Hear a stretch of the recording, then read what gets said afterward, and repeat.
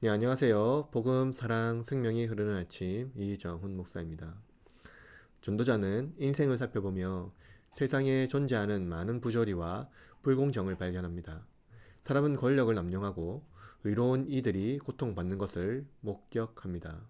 이런 현실 속에서 우리는 어떻게 살아야 할 것인지를 고민하게 됩니다. 어제 우리는 왕과 같은 권세자에게 복종하는 것이 지혜자라는 전도자의 말씀을 들었습니다. 때로는 권세자들이 불의할 때가 있죠.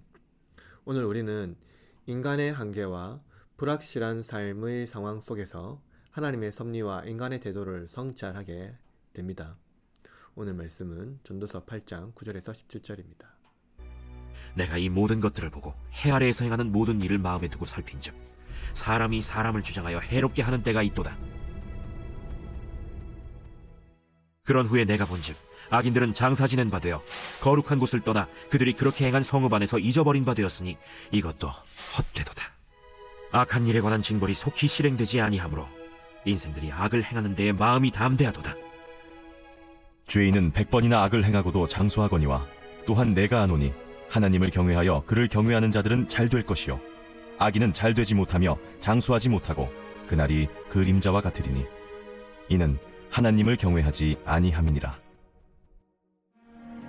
세상에서 행해지는 헛된 일이 있나니 곧 악인들의 행위에 따라 벌을 받는 의인들도 있고 의인들의 행위에 따라 상을 받는 악인들도 있다는 것이라. 내가 이르노니 이것도 헛되도다. 이에 내가 희락을 찬양하노니 이는 사람이 먹고 마시고 즐거워하는 것보다 더 나은 것이 해 아래에는 없음이라. 하나님이 사람을 해 아래에서 살게 하신 날 동안 수고하는 일 중에 그러한 일이 그와 함께 있을 것이니라. 내가 마음을 다하여 지혜를 알고자 하며 세상에서 행해지는 일을 보았는데 밤낮으로 자지 못하는 자도 있도다. 또 내가 하나님의 모든 행사를 살펴보니 해 아래에서 행해지는 일을 사람이 능히 알아낼 수 없도다. 사람이 아무리 애써 알아보려고 할지라도 능히 알지 못하나니 비록 지혜자가 아노라 할지라도 능히 알아내지 못하리로다. 전도자는 안타까운 눈으로 세상을 관찰합니다. 9절에서 사람이 사람을 주장하게 하여 해롭게 하는 때가 있도다 라고 말합니다. 사람이 사람을 주장하는 자는 왕이지요. 전도자는 세상의 권력을 가진 사람들이 권력을 남용하여 타인에게 해를 끼치는 장면을 목격합니다.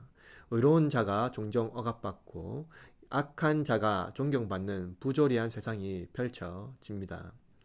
심지어 악한 자들이 죽은 후에도 그들의 행위가 사람들 사이에서 잊혀지지 않고 존경받는 모습을 보며 전도자는 이 세상의 불공평함을 깊이 한탄합니다. 권력은 사람을 보호해야 하는 도구여야 하지만 오히려 사람을 해치고 억압하는 데 사용됩니다.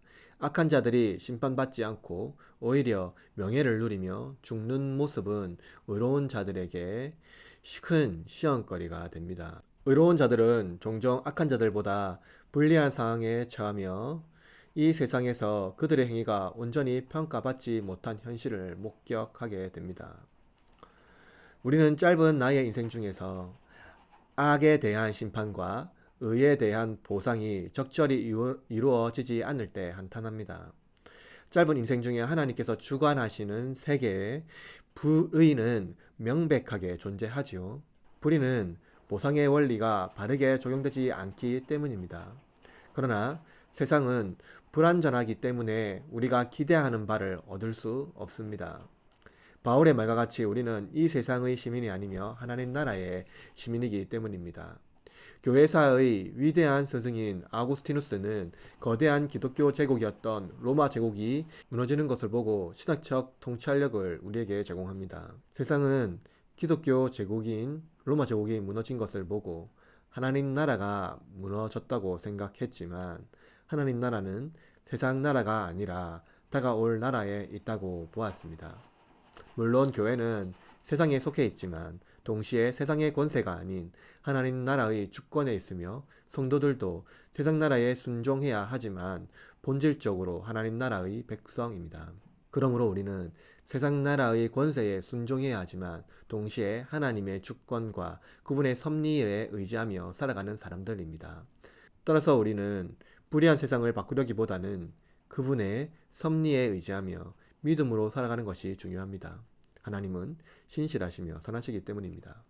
전도자는 이어서 악한 일에 관한 징벌이 속히 실행되지 아니하므로 인생들이 악을 행하는데 마음이 담대하도다 라고 말합니다. 악한 자들이 쉽게 형통하는 것처럼 보이는 이유는 그들이 즉각적인 심판을 받지 않기 때문입니다. 하나님의 심판이 지연되면 사람들은 더욱 담대하게 악을 행하려고 합니다. 그러나 전도자는 악인이 결국에는 형통하지 못하고 심판받을 것을 분명히 합니다.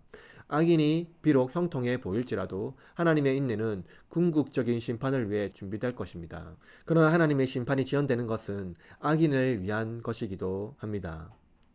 회개의 기회를 주시며 오래 참으시는 하나님의 은혜가 있습니다. 자비로우신 하나님은 악인들의 회개를 촉구하고 그들 중에 회개한 의인을 찾으십니다. 그러나 이 모든 일은 우리가 알 수 없지요. 악인들의 형통과 의인의 고난은 인간의 지혜로 궁리하더라도 알 수 없습니다. 7절 말씀에 보면 전도자는 인간의 지혜로는 하나님의 모든 일을 이해할 수 없다고 말합니다. 세상에는 악한 자가 형통하고 의로운 자가 고난을 당하는 부조리가 있지만 그 모든 것은 하나님의 섭리 속에 있음을 깨닫게 됩니다. 인간은 아무리 노력해도 하나님의 일하심을 완전히 파악할 수 없습니다. 그렇기에 우리는 겸손히 하나님을 신뢰하며 우리의 한계를 인정하고 그분께 맡기는 것이 지혜로운 태도입니다. 여러분, 우리가 살아가는 세계는 전쟁, 사고, 강함과 고통이 함께 있습니다. 우리가 원하지 않는 일이 이 세상에서 일어납니다. 그러나 이 모든 것을 항의하고 세상에 대하여 우리의 권리를 주장할 때 세상은 듣지 않을 것입니다. 10월 27일 서울 광화문 서울역 등에서 200만 명이라는 기독교 예배를 한다고 합니다. 그러나 여러분, 세상을 기독교 교리와 세계로 바꾸려고 하는 것은 하나님의 섭리에 대한 믿음의 반응은 아닙니다. 예배는 한두 사람이 모이면 예배할 수 있지만 대대적인 시위는 엄청난 무리가 모여 함께 자기 권위를 드러내고자 하기 때문입니다.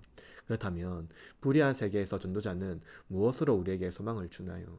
참된 지혜이신 그리스도 앞에 나아가게 합니다. 그리스도를 찾게 합니다. 종말의 시대에 살아가는 여러분, 그리스도께서 불의한 세계에 오셔서 모든 권세에 굴복하게 하시고 심지어 그들에게 죽임 당하셨습니다. 그러나 그는 무리를 모으셔서 그들에게 대항하거나 맞서지 않으셨습니다. 기독교 신앙은 고난의 길을 묵묵히 걸어가신 그리스도를 따르는 길입니다. 우리는 그리스도 안에서 이 세상의 부조리와 악한 상황 속에서도 참된 평안을 찾을 수가 있습니다. 부조리한 세상에서 참믿음으로 평안을 누리는 여러분의 하루가 되기를 바랍니다. 함께 기도하겠습니다.